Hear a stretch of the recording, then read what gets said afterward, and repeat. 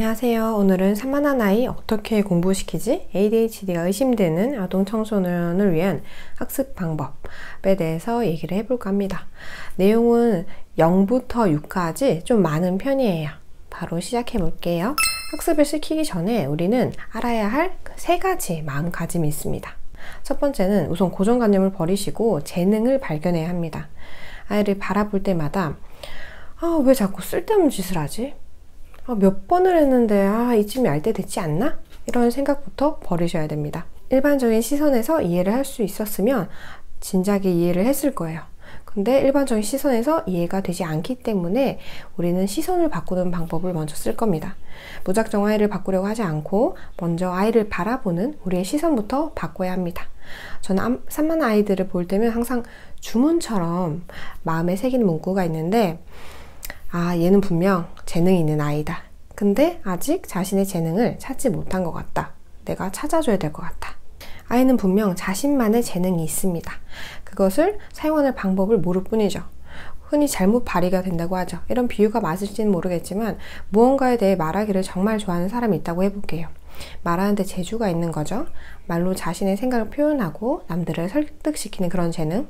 근데 누구는 이 재능을 갖고 남을 험담하는데 사용을 합니다. 그 험담이 아주 그럴싸해서 이간질도 시킬 수 있고 왕따도 시킬 수 있고 가스라이팅도 할 수 있고, 근데 또 다른 누군가는 이 재능을 똑같이 갖고 있는데 남을 교육하는 데 사용합니다. 전문적으로 컨설팅을 할 수도 있고 아니면 일반인이지만 SNS에 자신의 생각을 어떤 영향력 있는 영상을 게재할 수도 있습니다. 재능의 핵은 똑같이 지녔는데 어떻게 발휘되냐에 따라서 그 결이 달라지는 거죠. 같은 재능일지라도 긍정적으로 그리고 사회에 용은될 수 있게 발휘된다면은 그것은 그들만의 강점이 될 것이고, 반대로 부정적으로 사회에 용인될 수 없게 발휘되어진다면 그것은 그들이 바꿔야 할 약점이 될 거예요. 우리는 고정관념을 버리고 아이가 가진 재능을 강점으로 발휘되도록 적극 지지해 줄 겁니다.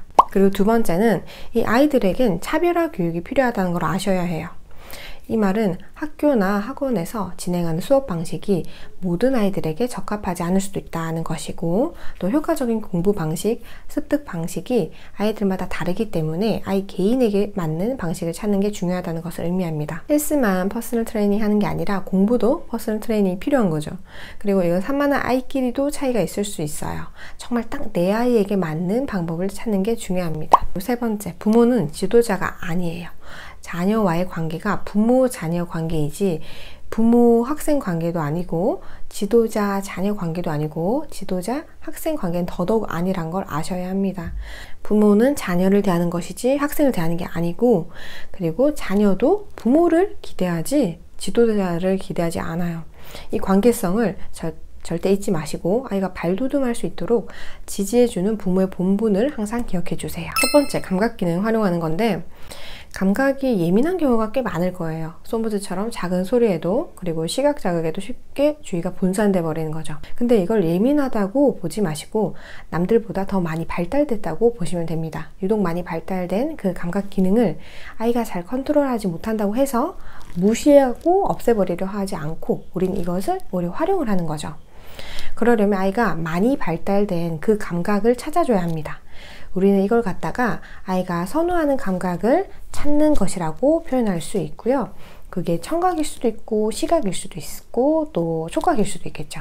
구체적인 방법 몇 가지를 소개해 보자면, 소리내어 읽기가 있고, 그리고 지문 녹음해서 듣는 것, 그것도 있고, ASMR 들으면서 공부하는 것도 있고, 시각 자료를 붙이는 것도 있고, 그리고 직접 손으로 만져보는 것도 있고, 그리고 피자 토이를 활용하는 것도 있어요. 소리내서 읽는 거나 지문을 녹음해서 듣는 거나 이런 것들은 이제 청각 자극을 좀 더 활용한 것이라 볼 수 있겠고, ASMR 듣고 공부하는 것도 마찬가지고요. 그리고 시각 자료 붙이는 거, 이런 건 이제 시각 자극을 좀 더 활용한 것이고, 그리고 직접 손으로 만지는 거, 피자 토이를 활용하는 거, 이런 거는 이제 촉각 감각을 좀 더 응용하는 것이 될 수 있습니다. 두 번째는 정리정돈된 쾌적한 학습 환경을 만드는 건데, 산만한 아이들에게는 여러 장치가 요구가 돼요. 특히 이 아이들은 외부 자극에 영향을 많이 받기 때문에 환경 구조화가 필수예요.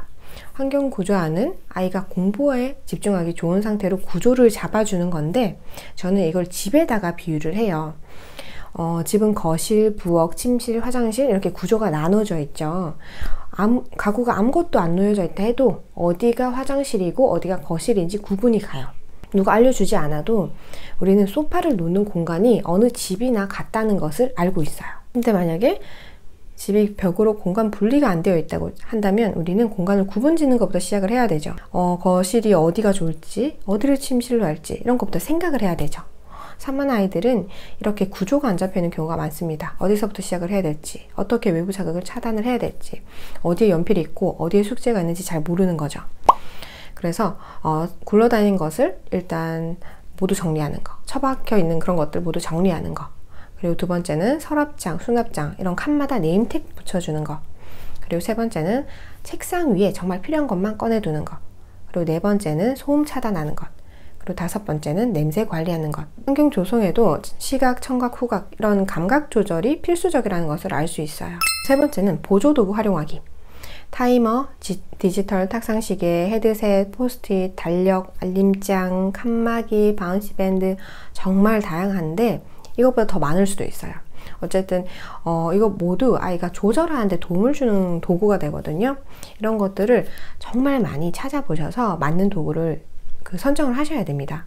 쾌적한 환경 조성은 전반적인 그런 환경 구조화라면 보조도구는 좀 더 세부적인 환경 구조화가 될 수 있어요. 네 번째, 선행학습 및 복습하기.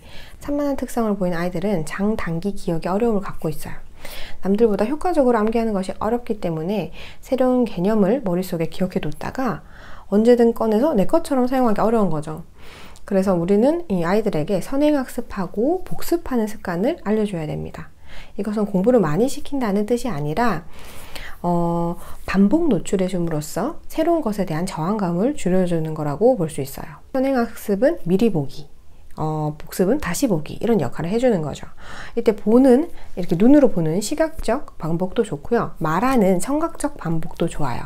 눈으로 쭉 훑어보기도 하고 입으로 읽어보기도 하고 또 아이가 선생이 돼서 남에게 가르쳐주는 방식으로 진행해도 좋습니다. 혹은 두 가지를 다 결합해서 셀프 동영상을 찍어도 좋은 거죠. 마치 유튜버처럼 남에게 알려준다 생각을 하고 카메라에 비친 자신을 바라보면서 말을 하는 거예요. 타이밍과 공부 분량을 잘 고려해야 됩니다. 타이밍은 에빙하우스의 망각공선 이론에 따르면은 지금 당장 여러 번 반복해서 외우는 것보다 시간 간격을 두고 반복적으로 해주는 게 훨씬 기억에 효과적이라고 나와 있어요.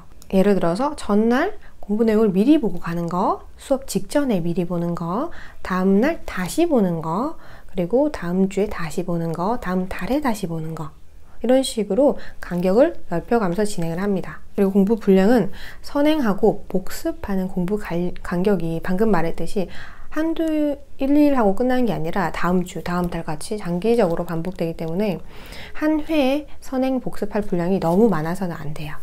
이미 완전히 이해하고 있는 내용은 선행 복습 내용에 넣지 않아도 되고 완전히 이해 못한 내용을 중심으로 분량을 조절해 줍니다. 그리고 다섯 번째는 틈틈이 휴식 시간 갖기.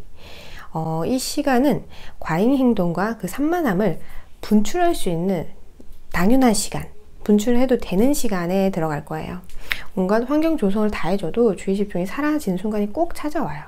아이마다 편차가 있기 마련인데 내 아이는 평균적으로 몇 분을 공부했을 때 가장 좋은 집중력을 보이는지 그거 먼저 파악을 하셔야 되고, 예를 들어 아이가 20분까지는 너무 좋은 그 집중력을 보였는데 30분이 넘어가자 다시 또 산만해졌다. 그럼 20분까지가 아이의 현재 집중 가능 시간이겠죠. 그러면 그때 휴식 시간을 갖도록 합니다. 이 휴식 시간에는 가급적이면은 신체 활동 이런 것들을 곁들여 주는 게 좋고, 공놀이, 실내 배드민턴, 짐볼, 칼로리 이런 식으로 충분히 몸에 활동성을 주고 또 정리가 간단한 신체 놀이를 하시면 됩니다.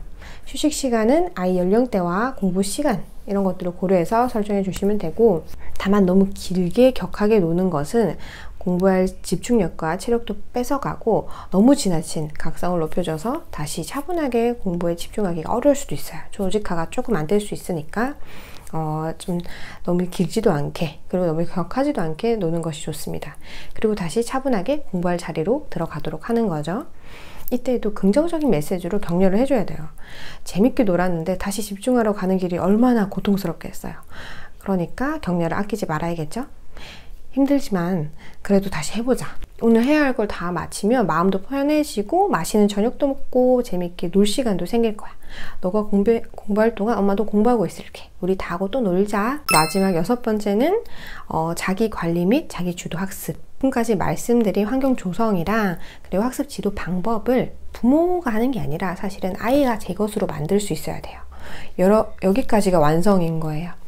여기까지 완성이 안 되면 계속 앞서 얘기했던 것들을 조금 하다 말고 작심삼일로 끝나고 이렇게 될 거예요. 그러면은 이거는 아이도 제 습관이 되지도 않고 부모한테 기댈 수도 있고 그렇게 되기 때문에 가급적이면은 아이가 제 것으로 만들 수 있도록.